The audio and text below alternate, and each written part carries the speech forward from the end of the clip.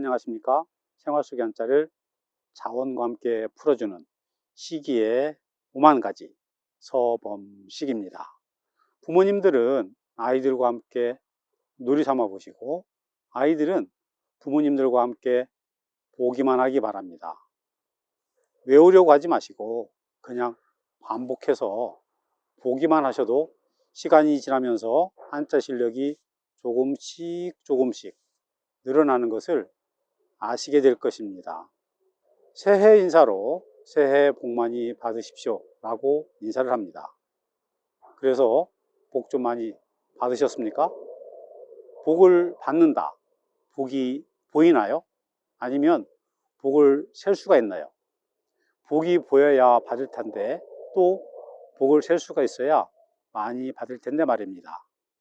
복자가 어떻게 해서 생겨났는지 알면 왜 복을 받으라고 하는지 또 많이 받으라고 하는지 알 수가 있게 됩니다. 그럼 복자는 어떻게 쓸까요?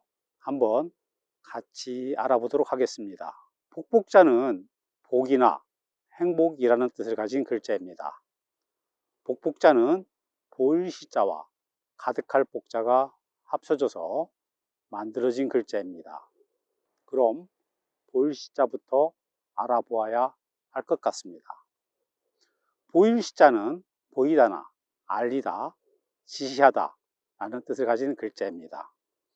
보일 시자는 신에게 제사를 지낼 때 사용하던 제단을 그린 것입니다. 제단은 제사를 지낼 때 제물을 올려놓던 단을 말하는 것으로 보일 시자는 바로 그것을 그린 것입니다. 보일 시자는 신에게 제사를 지내면 길흉이 나타난다는 의미에서 보이다라는 뜻을 갖게 되었습니다. 그래서 보일 시자가 무숫자로 쓰일 때에는 대부분이 신이나 귀신, 제사, 길흉과 관련된 의미를 전달을 합니다. 주의해야 할 것은 보일 시자가 부숫자로 쓰일 때에는 옷의자와 부숫자인 보일 시자와는 구분해야 한다는 점입니다. 일부의 사람들은 복자를 옷의자와 한일자 그리고 입구자와 밭전자가 합해져서 만들어진 글자처럼 보고 옷을 가지고 있으며 한입, 즉 한 명이 밭을 가지고 있으니 넉넉하고 복이 있다라고 해석을 하는 사람들이 있는데 이는 크게 잘못 해석을 하고 있는 것입니다. 단지 글자를 암기하기 위해서는 그럴듯하게 보이지만 전혀 아닙니다. 복자의 부숫자는 옷의자가 아니고 보일 시자입니다. 가득할 복자는 술이 가득 담긴 항아리를 그린 것으로 가득하다라는 뜻을 갖고 있습니다. 복자의 갑골문을 보면 제단 쪽으로 무언가가 쏟아지는 듯한 모습이 그려져 있습니다. 이것은 제단에 있는 술잔에 술을 따르고 있는 모습을 그린 것입니다. 신에게 정성을 다해 제사를 지내는 것은 복을 기원하기 위함일 것입니다. 복자는 그런 의미에서 복이나 행복이라는 뜻을 갖게 되었고 복을 주고 돌려받고 싶다는 의미도 숨어 있는 것입니다. 절에 가면 복전함이 있습니다. 복전을 한자로는 어떻게 쓸까요? 복자를 쓰는 것에 대해서는 이견이 없을 듯 합니다. 문제는 전자입니다. 돈전자를 쓸까요? 아닙니다. 의외로 밭전자를 써서 복전이라고 합니다. 왜 밭전자를 쓸까요? 밭의 특징은 씨를 뿌리면 더 많은 수확이 기대가 된다는 것입니다.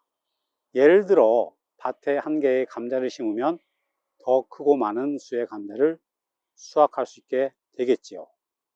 즉 복전함에 돈을 복을 넣으면 더 많은 복으로 돌려받게 된다는 의미가 있는 것입니다. 교회에 가면 헌금을 드린다고 합니다. 헌금을 한자로는 드릴 헌자에 쇠금자를 쓰는데 드릴 헌자에는 위로 올려 드리기만 할 뿐이지 돌려받는다는 의미는 없습니다. 그래서 헌금을 드릴 때에는 그에 대한 대가를 바라면 안 되는 것이겠지요. 복전과 헌금은 이런 차이가 있는 것입니다. 참고로 밭전자에 물숫자가 붙게 되면 논답자가 됩니다. 이 글자는 밭과 상대되는 글자로 논이라는 의미로 사용이 되고 있고 우리나라에서만 쓰이는 글자입니다. 이런 형태의 자기 나라에서만 사용이 되는 글자들이 많이 있습니다. 이런 글자들을 국자라고 합니다. 또 우리가 많이 하는 말이 있습니다. 이 말은 축하를 드린다는 말입니다. 축하한다는 말은 남의 좋은 일을 기뻐하고 즐거워한다는 뜻으로 인사하다 라는 뜻을 가지고 있습니다. 그리고 한자로는 빌축자와 할애할 하자를 써서 축하라고 쓰고 아마도 이것을 모르시는 분들은 아마도 없으실 것입니다. 축하, 그 글자의 형성 과정과 의미에 대해서 한번 이야기를 해보도록 하겠습니다. 그러기 위해서는 각 글자를 풀어보아야 합니다. 우선 빌축자입니다. 이 글자는 보일시자와 형자가 결합된 형태입니다. 보일시자에 대해서는 복복자를 설명을 할 때 말씀을 드렸기 때문에 생략을 하도록 하겠습니다. 형자를 다시 풀어보면 입구자와 어진 사람인 자가 결합된 모양입니다. 형자의 상형을 보면 입을 하늘로 크게 벌리고 무릎을 꿇고 앉아있는 사람을 그려놓았습니다.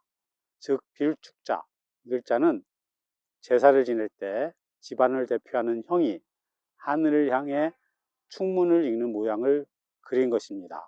그래서 기원하다, 빌다 또는 저주하다 라는 의미를 가지게 된 것입니다. 다음은 할애할 하자입니다.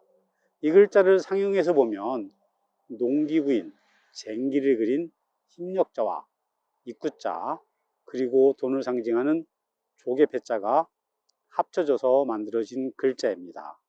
바닷가에 가면 흔하디 흔한 조개를 돈으로 사용했다? 그럼 바닷가에 사는 사람들은 다 부자가 되겠네? 어렸을 적에 가졌던 생각입니다. 그러나 실제로 화폐로 사용했던 조개는 우리가 생각했던 조개가 아닙니다. 자폐라고 해서 모양도 아름답고 단단하고 또 아주 귀합니다.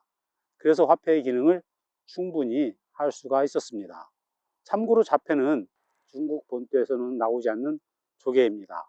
그래서 조개패자와 같은 그런 글자들과 조개패자를 부숫자로 사용되는 글자들이 있고 논답자와 같이 자기 나라에서만 쓰이는 글자들이 많은 것으로 봐서 한자가 중국의 글자만으로 볼 수 없다는 학설이 제기되기도 합니다.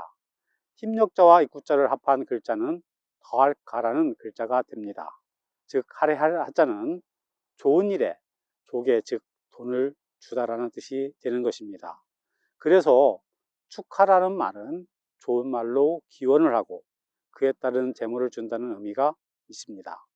만약 축하한다고 말만 하고서 봉투에 돈을 담아 주지 않는다면 엄밀하게 말해서 축하를 해주는 것은 아닙니다. 빌어주기만 한 것입니다. 다시 말해서 충만해 준 것입니다. 글자의 의미상으로 그렇다는 것입니다. 물론 농담으로 하는 말입니다. 돈이 든 봉투를 주지 않더라도 축하한다는 말은 언제 들어도 기분이 좋습니다. 그럼 오늘 같이 알아본 글자들을 정리하도록 하겠습니다. 먼저 제사를 지낼 단을 그린 보일시자가 있습니다. 그리고 보일시자와 가득할 복자가 합해져서 제단에 술을 따르고 있는 모습을 그린 복복자가 있습니다. 하늘을 향해 입을 크게 벌리고 기업문을 읽고 있는 집안을 대표하는 형자를 알아보았습니다. 그리고 쟁기를 그린 힘력자와 입구자가 합해져서 더할 가자가 되고 아름다운 조개로 돈으로 사용이 되기도 했던 자패를 그린 조개패자도 함께 알아보았습니다. 더할 가자와 돈을 상징하는 조개패자가 합해지면 할애할 하자가 된다는 것까지 알아보았습니다. 시기는 말합니다. 많은 사람들에게 복을 나누어 주십시오. 그러면 더 많은 복을 받게 될 것입니다. 그리고 많은 사람들에게 축하를 해 주십시오.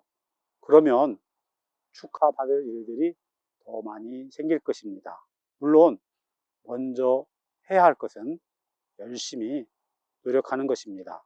지금까지 시기오만가지 서범식이었습니다. 감사합니다.